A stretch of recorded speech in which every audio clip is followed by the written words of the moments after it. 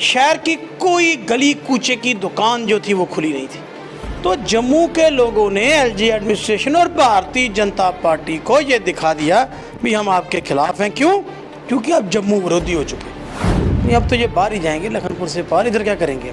अब कौन इनके साथ है? हाँ, हमें नजर आ रहा था कि जो दिल्ली वाले, जो भारतीय जनता पार्टी की दिल्ली के लोग जो इनको कर रहे हैं, ये तो बदबू में दूर है। इनकी सुनता कौन है?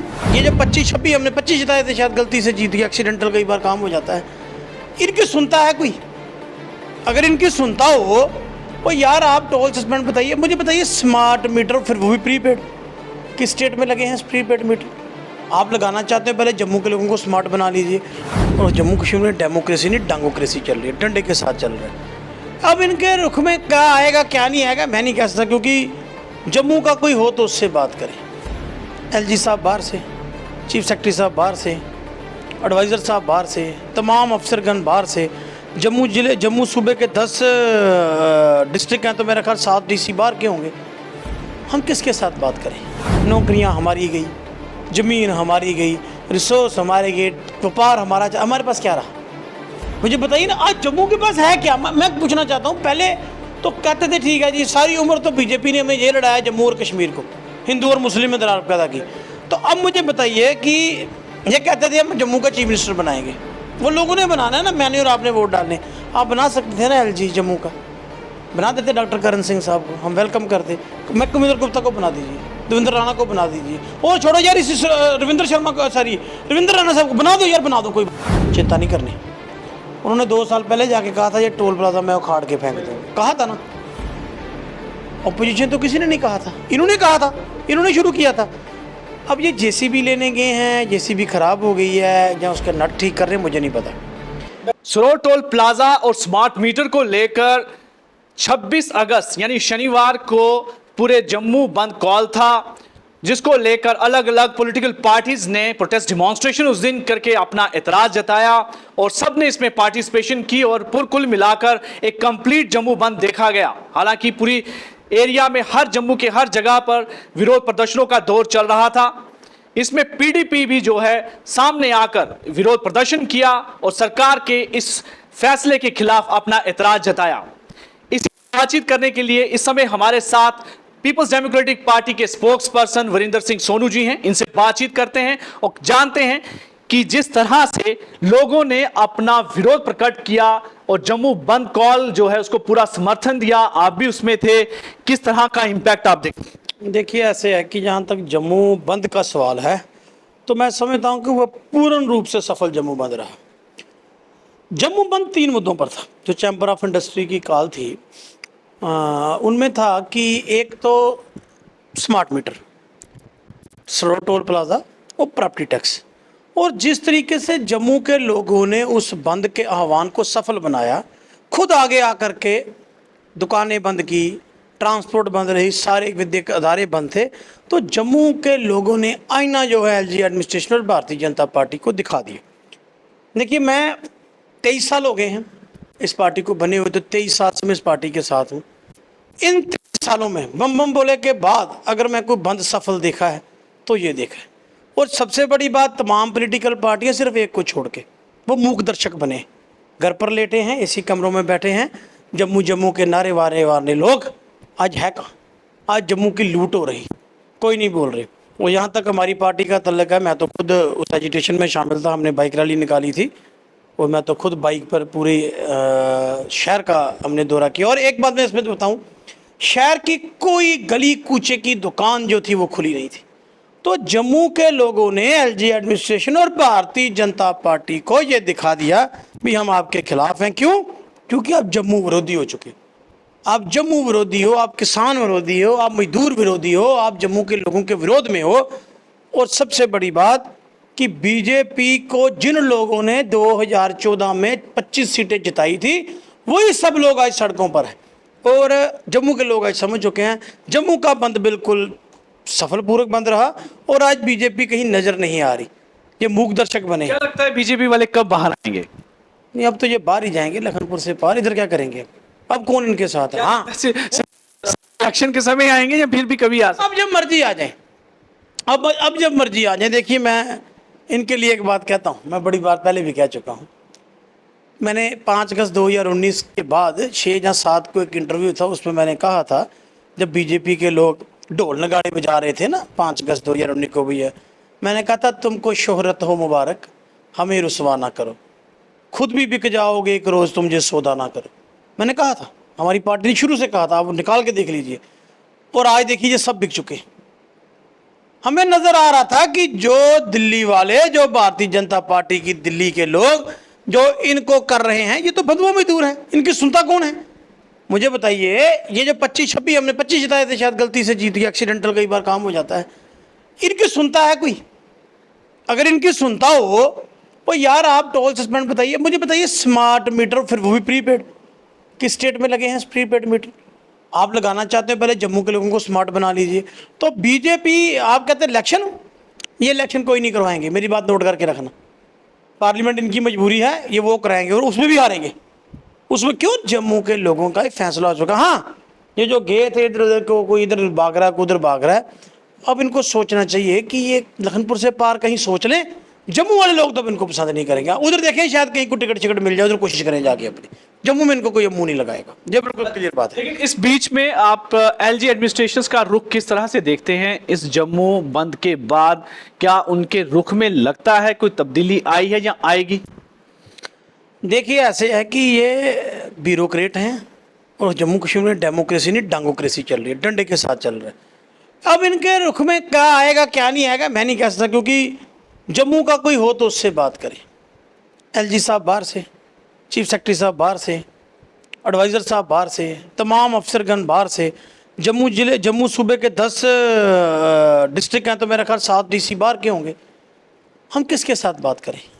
इसमें जब ये बात बार बार हर एक पॉलिटिकल पार्टी के द्वारा ये कही गई कि एलजी जो हैं वो बाहर के हैं, वापस चले जाएंगे और अपने वहाँ पर इलेक्शन लड़ेंगे, तो इस पर उनकी एक स्टेटमेंट भी आई है कि बेशक मैं बाहर से आया हूँ, लेकिन एक ऐसा रिमार्केबल काम करके जाऊँगा कि मुझे आने वाले समय में पूरे जम्मू के लोग याद रखेंगे। क्या कहेंगे स्टेटमेंट?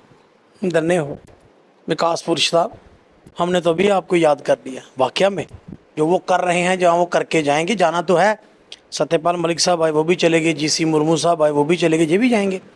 कुदरत का नियम है ना, हर जगह एक जगह बंदा नहीं रह सकता ना, उसको अलग अलग जगह पर जाना पड़ता है। वैसे भी जो बाहर से आए हैं, भाई आप जो कर गए हो, वाकया में 70 साल में नहीं हुआ।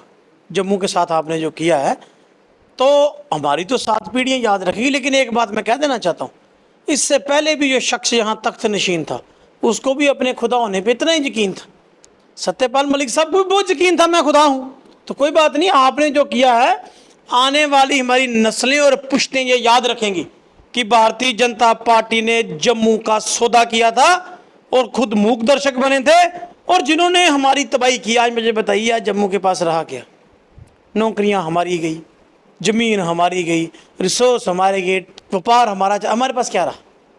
मुझे बताइए ना, आज जम्मू के पास है क्या? मैं पूछना चाहता हूँ। पहले तो कहते थे ठीक है जी, सारी उम्र तो बीजेपी ने हमें ये लड़ाया जम्मू और कश्मीर को, हिंदू और मुस्लिम में दरार पैदा की। तो अब मुझे बताइए कि ये कहते थे हम जम्मू का चीफ मिनिस्टर बनाएंगे, वो लोगों ने बनाना है ना, मैंने और आपने वोट डालने। आप बना सकते थे ना एलजी जम्मू का, बना देते डॉक्टर करण सिंह साहब को, हम वेलकम करते। मैं कुमिंदर गुप्ता को बना दीजिए, देवेंद्र राणा को बना दीजिए, और छोड़ो यार इस रविंद्र राणा साहब को बना दो यार, बना दो, कोई तो है ना, जम्मू का तो है। आप एलजी बना सकते थे, आप एलजी बाहर से लाए। आप चीफ सेक्रेटरी लगा सकते थे, आप चीफ सेक्रेटरी बाहर से लाए। सबसे बड़ी बात, चलो छोड़ो एलजी नहीं बनाना, इस लाइक नहीं आप इनको समझते बीजेपी के लीडरों को, तो एडवाइजर लगा देते, एडवाइजर भी आप बाहर से लाए। तो अब मुझे बताइए, हमें थी वफा की उम्मीद उनसे, हमें थी वफा की उम्मीद उनसे जो वफा का मतलब जानते नहीं थे। हम किससे वफा की उम्मीद कर रहे हैं? मैं कहता हूँ ये पिछले दिनों 15 अगस्त हमने मनाया, आज़ादी दिवस हमारा, शाम को एट होम हुआ है, एडवाइज़र साहब देते हैं। तो वहाँ पर पता ये चला है कि वो जो कैटरिंग का ठेका वो भी यूपी के आदमी को था।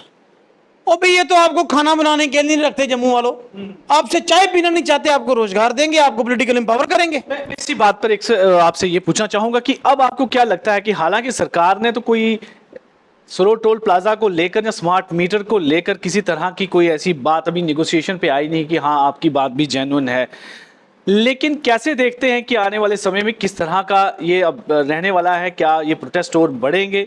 दूसरा, सरोड टोल प्लाजा पर हर एक व्यक्ति, हर एक ऑर्गेनाइजेशन, इवन की विद इन द गवर्नमेंट भी लोग जानते हैं कि गलत तरीके से टोल लिया जा रहा है। उसके बावजूद भी national highway authority of India इस बात को मानने को तैयार नहीं है। कमी कहाँ है? क्या एलजी साहब अपनी बात को प्रोजेक्ट नहीं कर पा रहे? देखिए, अब ये तो एलजी साहब ही जाने, वो बात प्रोजेक्ट नहीं कर पा रहे हैं या कोई मामला कुछ या कोई मसला कुछ हो रहा है, ये तो वही बता सकते हैं। लेकिन जितनी मेरी समझ है, अब आप मुझे बताइए, हम सबसे बड़ी डेमोक्रेसी में रहते हैं, भारत मुल्क सबसे बड़ी डेमोक्रेसी है और मुझे फ़ख्र है कि मैं एक भारतीय हूँ। सबसे बड़ी ताकत लोगों की ताकत है, वाजे खलक नगारे खुदा। जम्मू सांबा के लोगों ने 2019 में जुगल किशोर शर्मा साहब को मेंबर पार्लियामेंट जिताया, वही हमारे नुमाइंदे हैं। वो 1.5 साल पहले उनके साथ वो गए थे बीजेपी के जो प्रदेश अध्यक्ष हैं चिंता नहीं करनी, उन्होंने 2 साल पहले जाके कहा था ये टोल प्लाजा मैं उखाड़ के फेंक दूँ, कहा था ना। अपोजिशन तो किसी ने नहीं कहा था, इन्होंने कहा था, इन्होंने शुरू किया था। अब ये जेसीबी लेने गए हैं, जेसीबी खराब हो गई है या उसका नट ठीक कर रहे हैं, मुझे नहीं पता। जिस जेसीबी से उन्होंने उखाड़ना है, जिस जेसीबी से उन्होंने उखाड़ना था ना। लेकिन एक चीज और आपसे मैं पूछना चाहूंगा कि उस टोल प्लाजा के साथ एक पूर्व मंत्री का भी घर है, जिन्होंने कह रहे थे इसको उखाड़ के रहूंगा और उखाड़ने की भी कोशिश की थी, लेकिन बाद में वही अब उसके रखवाले बन बैठे। मेरा ख्याल है वो खुद ही उखड़ गए हैं। जिन मंत्रियों का आपने नाम लिया ना, टोल प्लाजा का तो मुझे पता नहीं, वो खुद ही उखड़ गए। अब पूछेंगे वो क्यों? अब उनके साथ एक और मंत्री भी आ गए हैं वहाँ, अब उनमें जोर जमाइश होगी, पता नहीं क्या होगा क्या नहीं होगा। चलिए, वो उनके घर का मसला है। लेकिन मैं पूछता हूँ, मंत्री कहता है मैंने टोल उखाड़ना है, मेंबर पार्लियामेंट कहता है मैंने टोल उखाड़ना है, तो फिर क्लर्क उनको रोक रहा है टोल ना उखाड़ने से। इसका मतलब ये है कि बीजेपी के राज में लोगों की कोई सुनवाई नहीं है।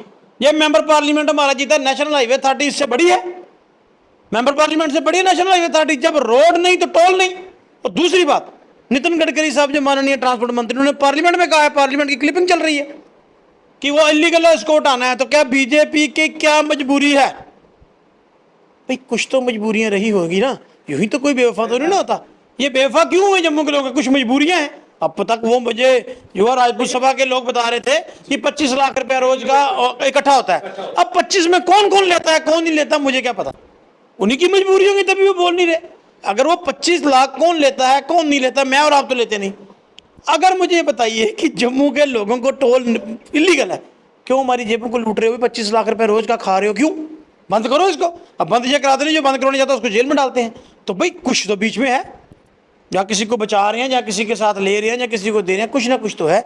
तो अगर ये है तो ये चीज़ सरकार के सामने आएगी। आपकी तरफ से आप हमें बताएं कि पीपल्स डेमोक्रेटिक पार्टी जो है इन मुद्दों को लेकर आगे उनकी क्या स्ट्रेटजी रहेगी, किस तरह से इन मुद्दों को लेकर? हालांकि इस पर अभी तक तो कोई ऑफिशियल कोई बयान तो आया नहीं है सरकार की तरफ से कि वो इस पर कोई रियायत देने जा रहे हैं या नहीं जा रहे हैं। पीपल्स डेमोक्रेटिक पार्टी जो है किस तरह से देखती है कि इस मुद्दे को दोबारा से जो है हाईलाइट करने के लिए क्या करेगी? देखिए, ऐसे है कि हम भी देख रहे हैं कि सरकार की तरफ से क्या था। उन्होंने कहा था हमारी कमेटी आ रही है, वो कमेटी क्या कहती है और क्या नहीं कहती। जम्मू के लोगों के काज के लिए हम सड़कों पर थे, हैं और रहेंगे। मुझे फ़ख्र है कि हमारी पार्टी ऐसी पार्टी, हमने हमेशा जम्मू के लिए बात भी और सबसे ज़्यादा प्रोटेस्ट जम्मू के मसलों पर हमने किए। चाहे वो 5 मरले लैंड हो, चाहे वो शराब की दुकानें हों, चाहे वो 2 लाख वोटर 2 लाख फैमिली बाहर से हो, 25 लाख वोट की बात हो। अब आप मुझे बताइए, इस वक्त पूरा जम्मू शहर सड़कों पर है ना, तो बीजेपी के नेता प्रेस कॉन्फ्रेंस करके ये कह रहे हैं जो 1 साल से यहाँ रह रहे हैं उसका वोट बना दो। ओ भाई, जिन्होंने तुम्हें वोट दिए उनके लिए तुमने क्या किया? हमें भी ये जवाब दीजिए कि जिन लोगों ने आपको वोट दिए उनके लिए आपने क्या किया? मुझे पहले अगले वोट लेने आए। अब ये इनको पता है जम्मू के लोग हमें वोट नहीं देंगे, मुझे बाहर से लाना चाहते हैं। लेकिन जो भी चीज़ जम्मू के खिलाफ होगी उसका प्रोटेस्ट, उसके लिए सड़कों पर गिरफ्तारियां देनी होगी। पीडीपी पीछे नहीं हटी, हम सब आगे इसके आगे होकर लड़ेंगे। जम्मू के हक को बचाना है और बीजेपी को लखनपुर से पार पहुंचाना है। जम्मू को बचाना है और बीजेपी को लखन पार करना है, ये नारा लेकर पीपल्स डेमोक्रेटिक पार्टी आने वाले समय में प्रोटेस्ट डिमॉन्स्ट्रेशंस करते रहेगी। लोगों के हक के लिए जैसे पहले भी सड़कों पे थी, अब भी सड़कों पर आकर उनके लिए प्रोटेस्ट डिमॉन्स्ट्रेशंस करके सरकार के साथ इन मामलों को जो है उठाती रहेगी।